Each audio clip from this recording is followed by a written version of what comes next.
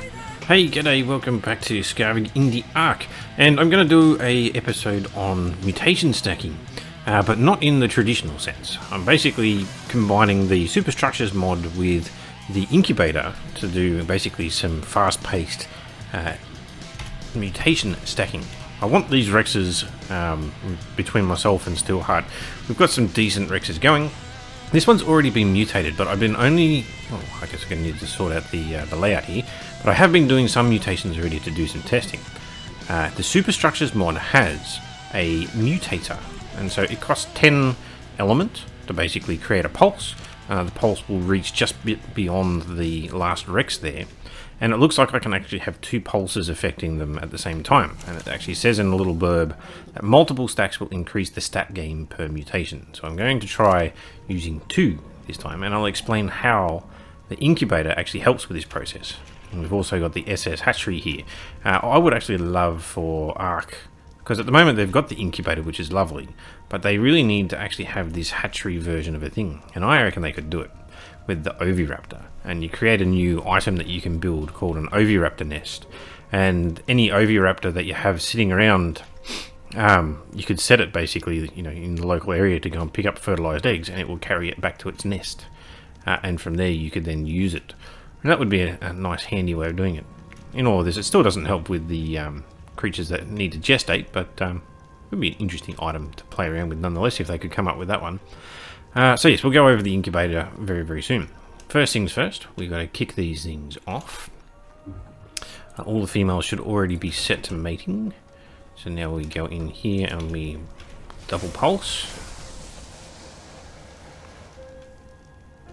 Bam. Yeah, so I've got times 2 of 2. I assume I can't have any more than that. Alright, eggs are about to pop out. There we go. Now I could obviously run and pick them up, but we'll wait for the hatchery to do its job. Oh yes, I suppose the other thing while we're waiting for them to be picked up, if it's under the effect, you can actually see in the top right hand corner the countdown timer is going, but while it is under the effect of radiation, you can't use the creature. Can't actually move. Ooh, I can jump though, can't just move backwards and forwards. Once that thing wears off, I can actually start using it again. Hatchery's not doing it. Why not? Come on. Hey, there we go. Right, we'll grab all of these and we'll have a look what's going on in the hatchery, not hatchery, the Incubator. Chuck them all in, and so on the dial we can actually see that there's males and females and the percentage progress that they're actually going on. When you actually look at them, you get a little bit more information. Gives you the actual time. I've got this set to the correct temperature, so they've got an incubation boost. But down the bottom right hand corner is the crazy part. It gives you the current mutation, including the one that you've got right now. Oops, I didn't want to hit escape there. So the current mutation is 235. So 237 will be a good mutation. And doesn't look like any of these are going to have it. So that's just a 235. All of these have an extra mutation, but they're not necessarily ones that I want. And it does actually tell you the stats in a way. On the right hand side there, where the various different icons are for the health, the stamina, the weight, melee and all the rest of it, there's a number. And that's actually the number of skill points that have been spent into that stat. So it's not the actual final number, it's the number of skill points from the level of the creature that have actually been spent into those items. So if you know what that is before you actually get your mutation, you can see which stat the mutation is actually on. And none of these are actually ones that I want. This is the other part that's actually quite good, because I can come in here and I can just crack these and get rid of them. Bye bye. And then we've got 2 more already. And so as those things spit out, basically I can just keep these guys running, and then when the buff runs out, I can use some more element to boost them again. 229, 229.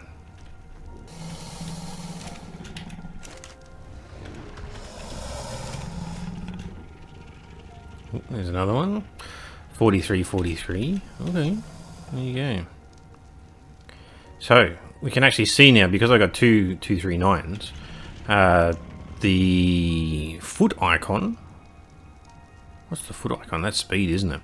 So in this one it's got 35, and on this one it's got 31. So this one actually got 2 mutations into speed, but the ones I'm looking at, which health and melee, are 43 and 39. Whereas this one got 43 on melee, which means it got a double mutation into melee. And that's bloody brilliant. The fact that it's a male too helps a lot. Just check all those other numbers. But yeah, they're all the same. And then this one is just terrible. Alright, so we pop back out here. We behavior disable mating. We should have some more eggs in there. Bam, bam. Might as well just have a quick look at them. Not that I'm going to keep them. So I want to keep number 1. Number 3 was terrible. Number 4 is terrible. And number 5 is terrible. So we keep number 1 and destroy the rest.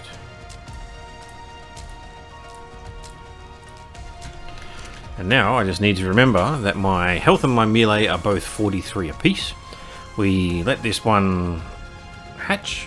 I then have to raise it up, and I'll put it in the place of the H2M3. I will then have a H2M5. Alright, it looks like it's ready to be hatched, and I'll just go over some things to clarify, I guess, some of the stuff to date. The Mutator. This lovely piece of machinery, it comes with the Superstructures mod. Pretty much when it sends out its pulse, it is guaranteeing that you will get a mutation. I am breeding my mutated creature with non-mutated ones, as that keeps the mutation count down, because they will stack.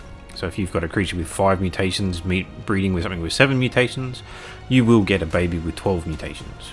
Even though you may not actually get that at the end of the day. And so you can actually see here that the original 5 is coming from the male, and we've ended up getting another mutation, bringing the total to 6. And because this was a double mutation, because of the mutators, and I can use 2 of them, so we've got level 239, so every mutation gains 2 levels, which is why the number jumped from 39 on the melee to 43. So if you're doing this, you're basically just looking to see that the number increases by 2.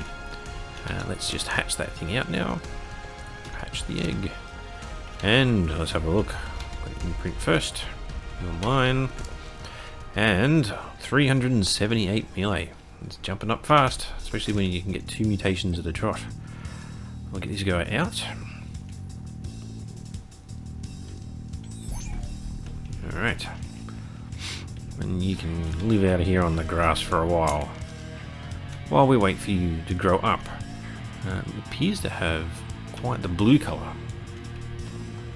Alright, well, my Rex is all grown up. It's in place, and we can basically rinse and repeat and do it all over again.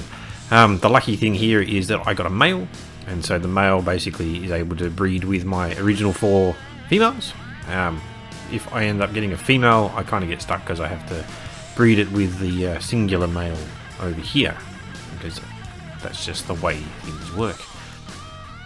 Well, hopefully you found that interesting, and maybe if you're using the SS mod, you've basically got yourself a nice useful tool in the Incubator. And I can imagine for those people who are using the Incubator on potentially the official or low rate servers, this probably becomes quite an invaluable tool, because you can just work out, you know, what is the level of the creature, what its gender is, where the mutations are, and all the rest of it. So it's very handy in that regard. And even if I wasn't using the Mutator SS stuff, and I was just basically gathering lots and lots of eggs, just knowing which one has the mutation and which one and what stat is being mutated, you don't have to hatch them all. You basically just plug them all in here, have a look, scan through, find the one that you want, and get rid of all the rest. And the machine itself actually allows for an easy method for just getting rid of them rather than just eating them. So yes, very, very handy. Alright. Once again, thanks for watching, and yeah, catch you in the next one. Hopefully when I've got myself a small Rex army and we can have a look at some of the dino missions that we need to do. See you later.